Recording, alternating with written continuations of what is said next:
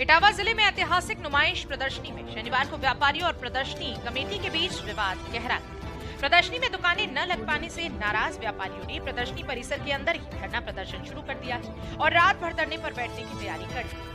व्यापारियों ने आरोप लगाया कि उन्हें लगातार 1 महीने से प्रवेश का आश्वासन दिया जा रहा था, लेकिन अभी तक उन्हें प्रदर्शनी में प्रवेश नहीं मिल सका। इसी मांग को लेकर वे जमकर धरने पर बैठ गए। एक बड़ा आरोप ये भी लगाया जा रहा है कि इस बार व्यापारियों से पिछली बार के मुकाबले करीब 10 गुना ज्यादा किराया वसूला जा रहा है। दुकानदारों का कहना है कि परंपरागत रूप से उनके पास अपनी दुकानों का वारदाना स्थान आवंटन का अधिकार उपलब्ध रहता है, लेकिन इस बार नुमाइश कमेटी खुद ही दुकानें लगाकर उनका अत्यधिक किराया वसूल रही है। मेरे दादा के टाइम की यहाँ पे एक दुकान है, जिसे आज हम लोगों ने तैयार और चालू करना स्टार्ट कर रहा है। यहाँ की जो समस्या है, सबसे महत्वपूर्ण समस्या है, ये जो टीन सेट लग रहे हैं ना,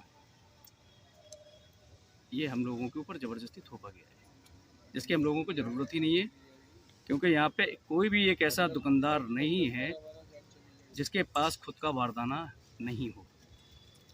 हर दुकानदार अपना बारदाना लेके आता है, बारदाना लगाता है और बेहतर से बेहतर दुकान बनाने की कोशिश करता है। अगर प्रशासन को ये लगता है कि हम लोग इसके आगे जाते, एक बार वो हमें बताते कि आप लोग जो है इस तरीके की दुकान लगाइए, तो हम सहयोग करते, लेकिन हम लोगों से कुछ पूछा नहीं गया।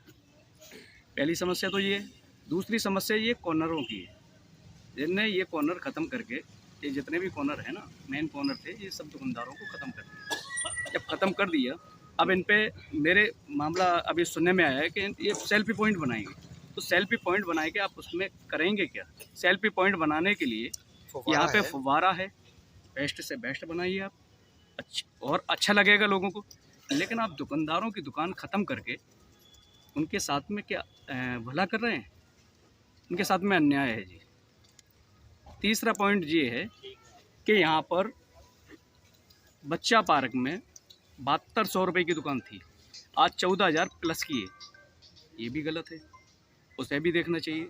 जो कॉर्नरों का किराया था, हिंदुस्तान में कोई भी किसी भी जगह पे अगर कोई कॉर्नर, किसी की दुकान अगर कॉर्नर पे होती है तो उससे 1.5 गुना लिया जाता है, और यहाँ का मामला 3 गुना नहीं, 4 गुना हो चुका है।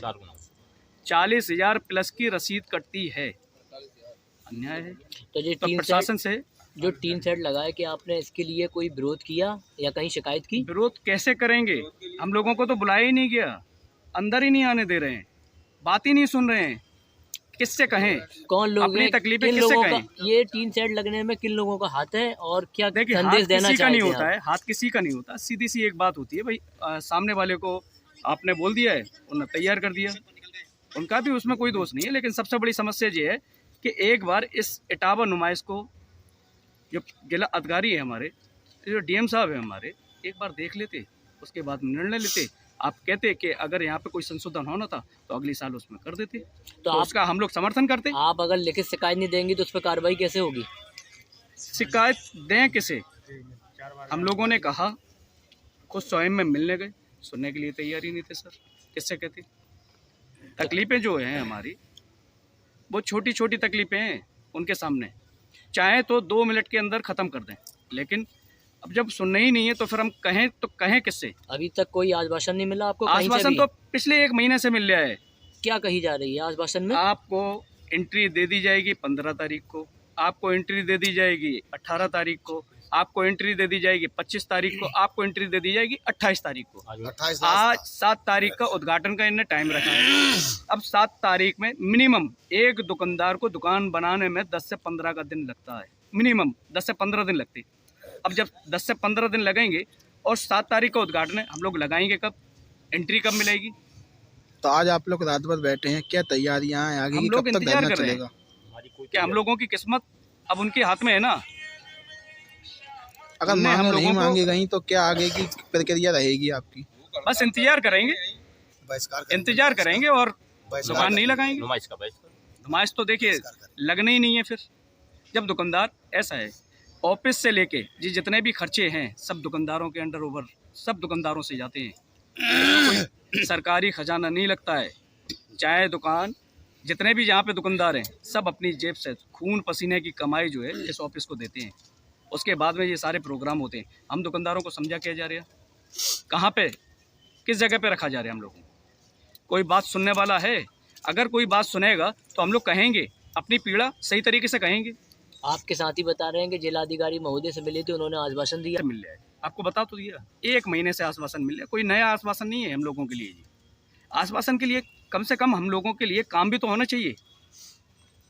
ये सब बाहर के दुकानदार हैं, जितने भी आप देख रहे हैं 90% दुकानदार जो है बाहर का है। और एक और सबसे महत्वपूर्ण बात ये है कि यहाँ पे गर्म का काम, जब सर्दी आ चुकी है ना, अब दुकानदार कब जाएगा खरीदने के लिए, कब यहाँ पे लगाएगा? मालूम पड़ेगा कि दुकानदार का तो काम होने के बजाय डिले हो जाएगा, उसका नुकसान हो जाएगा, उसकी भरपाई कौन करेगा? तो शासन प्रशासन से क्या मांगे हैं आपकी? अपील है, क्या अपील है? सिर्फ इतनी कि हम लोगों की बात सुने, और जो हम लोगों ने कहा है कि हम लोग जिस जिस दुकान पे पहले से ही लगाते हुए आए हैं वही दुकान मिल जाए, बड़ी मेहरबानी।